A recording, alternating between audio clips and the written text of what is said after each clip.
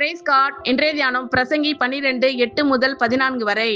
மாயை மாயை எல்லாம் மாயை என்று பிரசங்கி சொல்லுகிறான்.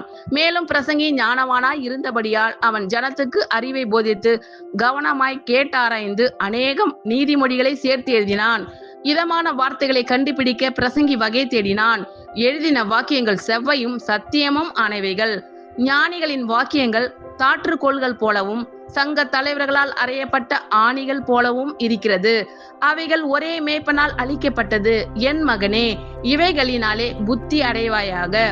அநேகம் புஸ்தகங்களை உண்டு பண்ணுகிறதற்கு முடிவில்லை. அதிக படிப்பு உடலுக்கு இளைப்பு. காரியத்தின் கடை தொகையை கேட்போமாக. தேவனுக்கு பயந்து அவர் கற்பனைகளை கைக்கொள்.